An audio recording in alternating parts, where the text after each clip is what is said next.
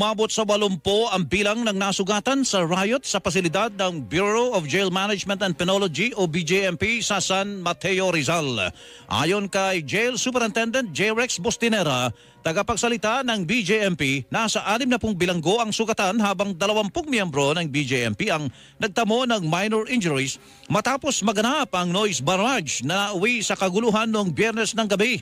Anya, 7 persons deprived of liberty o PDL ang nagsimula ng kaguluhan sa loob ng naturang pitan para tutulan ng cashless transaction sa kulungan. Mga cupo na kasi umano ang gagamitin sa loob sa halip na pera. Para makaiwas nga po sa corruption, of course mas transparent ang transaction sa loob ng jail, wala ng cash. Ayaw po ng mga leader doon sa jail na yun.